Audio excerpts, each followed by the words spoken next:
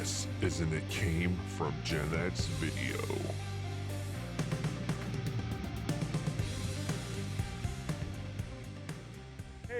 Speaking of the NFC East, and Dan Snyder's been under fire since he bought that football team. Of course, there was a lot of controversy going on about the name.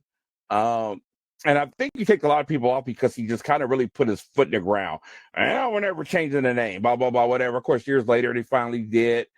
Then, of course, there was allegations of misconduct within the organization, some sexual harassment stuff, all these other different things going on with the Commanders. And they've kind of been at like stalwarts. Like they haven't done much in the NFL right now. They've just been in the state of flux. And I think it's because of Daniel Snyder. Many have called him the worst owner in the NFL. And I agree. From what I can tell, I would definitely agree with that. So Daniel Snyder, Skinner, your thoughts on him first. Hollow freaking Luya for that organization and those fans that they're going to finally get rid of that idiot.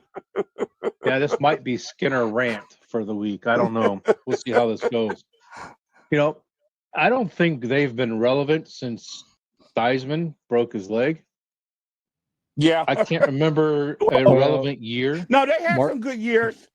Go ahead. Mark Rippon won a Super Bowl with them in like 90 or 91 before Dallas hit their run. Was, yeah, they won. So, but it's been 30 plus years since they've been relevant. Yeah, that just goes to my point. I remember the carousel of coaches that he went through back in the 90s and early 2000s with Joe Gibbs rather, and how they did him wrong. And he finally said, "Screw you, I'm going to NASCAR," and he built a team in NASCAR and become successful there. I can't pinpoint all the dumb mistakes he's made over the years, but there's been so many of them. For those football fans and those players on that team, because they do have a good, solid core of players, they just have no direction. And that starts at the top and it goes all the way down. So I'm happy for them. You know, I'm not an NFC East fan. I'm not a Washington Commander fan, but I am a football fan. And I want to see them succeed. So I wish that team well. And I hope they find somebody to come in and actually clean house and do some good there. Yeah. There's some good players on their team. Although their quarterback, he plays with a lot of heart. And I like to see him success. Of course, their coach, him dealing with cancer and some other things. They've stood by him, and he's done a tremendous job there, too. And I'm just glad to see that guy go. Thoughts on Daniel Snyder, Fish? Yeah, just like you guys have said already. I mean, it seemed to has a reputation of creating a toxic environment to be in, like you say, harassment and all kinds of stuff you don't want to be around. Like I said, they just haven't been relevant in many, many years, in part for bad decisions, etc. Just kind of sucked a lot of the pride out of the organization, I think, with local people. So there's probably be a resurgence in many respects with some fans coming back and this and that. So I think it's a good move overall for the league and certainly for that team. Yeah, and like I said, he was considered the worst owner in the NFL, but there are a few that are not too far behind him, and we'll talk about a few of those guys too. Obviously, let's go local here. We've heard a lot of stuff about Jimmy Haslam of the Cleveland Browns in the last few years. Now, this is kind of tricky because when you talk about worst owner, you normally talk about how they affect the football team. Jimmy Haslam has done a pretty good job with the football team. He's spending money. He's bringing guys in. But his negative reviews have been what's been going on outside of football. He had the big thing going on with his company. There were some charges levied there and some other personal stuff. Thoughts on Jimmy Haslam, Skinner?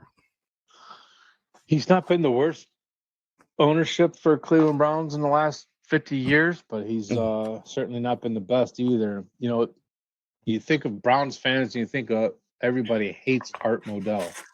Right. Now, that man was good for football, but he was good for football at the beginning, for the NFL at the beginning. Yes, he was. He was. Why the gotta NFL give him that. NFL. Right. Got to give him that. But what he did during the 80s and early 90s with the Browns, it's unforgivable to the Browns fans. And, may he rest in peace because he's no longer with us, of course. But he was probably in this area one of the hated and worst owners around. Yeah, I won't get into all of that, but he kind of had a point too. He kind of had a point too. I don't like the way he did things, but there were some things going on with him and the mayor and city council where he kind of felt screwed over too a little bit. But yeah, I mean, there's two sides to the story. Yeah. Certainly, it's the way he did it. In the middle of the night, he picked up and left, and that was rough, man. Pissed off a lot of people, not just in the Cleveland area. Yeah, that was heartbreaking, man. Just wow, boom. Thoughts on Jimmy Haslam, Fish?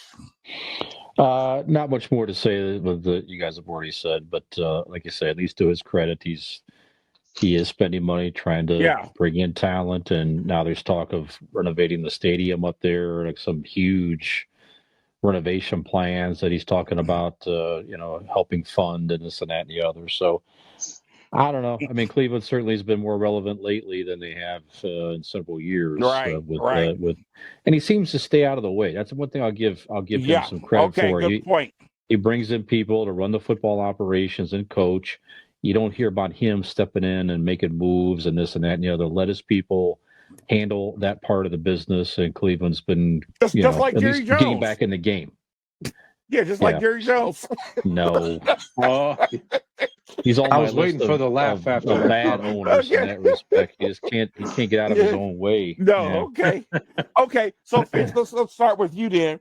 One of the guys who I thought is just the worst owner in football, in my opinion, and the stuff I've read about him, Mike Brown of the Cincinnati Bengals. The thriftiest owner.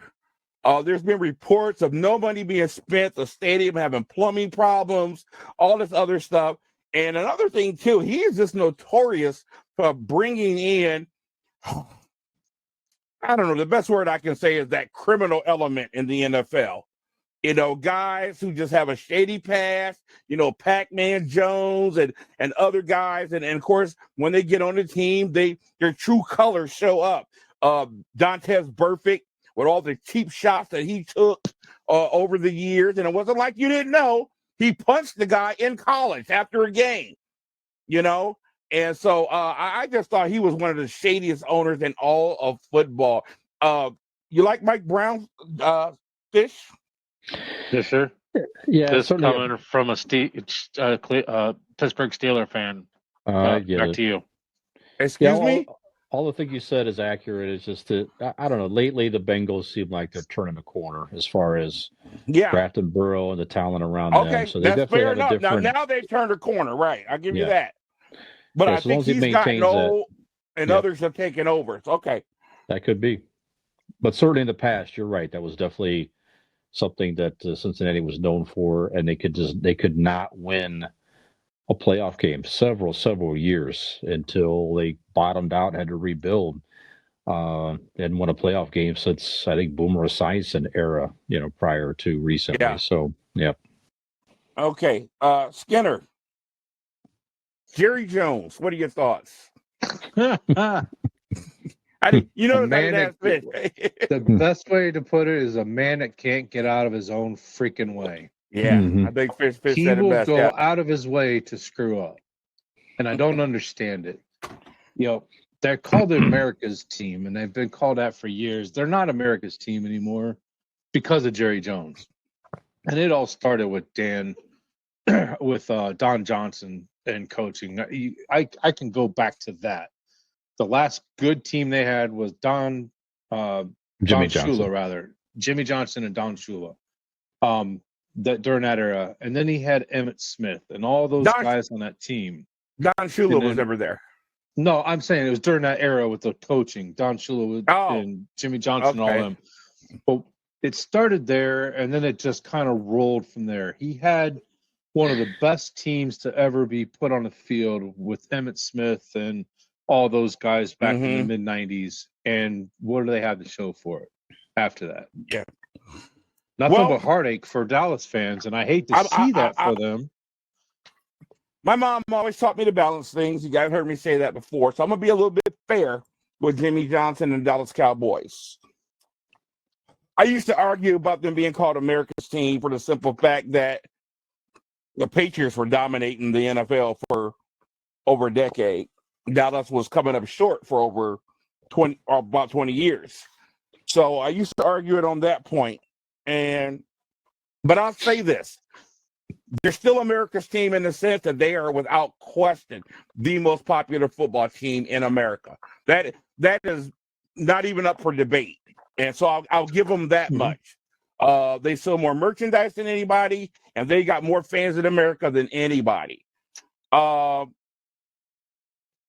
Jerry Jones, he's an anomaly because, yeah, he's been a problem with that team.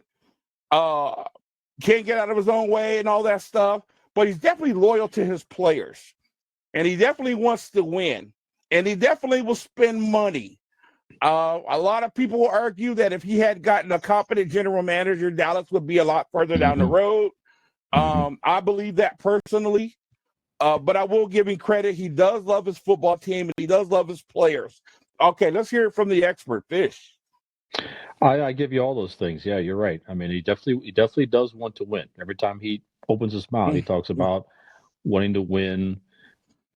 And like you say, he does spend money on players. He has been, obviously built a huge stadium down there to generate extra revenue and create a different experience. He built a city. That's like a city down there, man. It's ridiculous. Yep. And he has brought in extra revenue for the league and the owners and all that with his creative thinking and all that. So at the end of the day, has he been good for the league? Sure.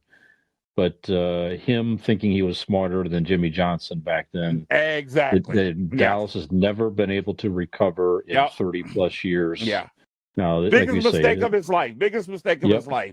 If you had just let Jimmy alone, there's no telling what Dallas could have done. They'd have gone down.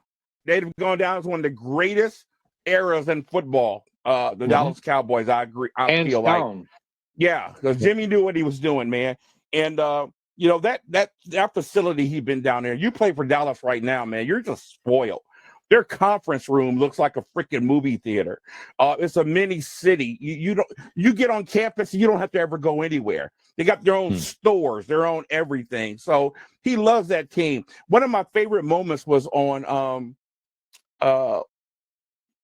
what's the show where they follow a team through training camp? Hard Knocks. Hard Knocks. Okay, one of the years when Dallas was featured on Hard Knocks, one of my favorite moments was when Jimmy Johnson shows up, gets out of a helicopter, and walks over to the team, and he says, "I can be anywhere in the world right now, but I chose to be here with the Dallas Cowboys." Although that was a heck of an opening statement because he could. He's a billionaire. But he's right there, hands on. I'm here for you, whatever you need.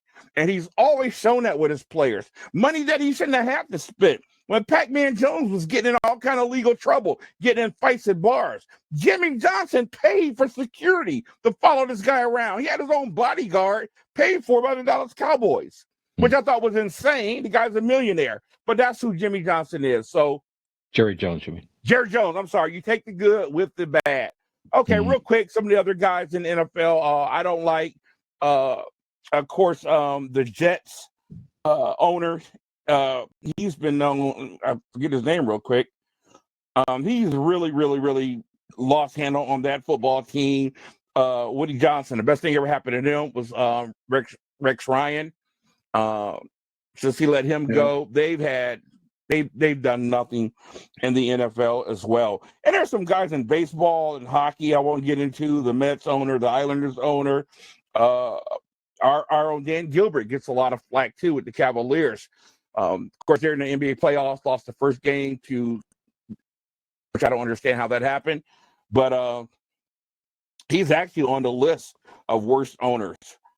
Jerry Jones is he didn't put enough talent around LeBron at the time. His first run with LeBron, he really wore him down. Yeah, he had an opportunity and didn't say, you know what, I'm going for it.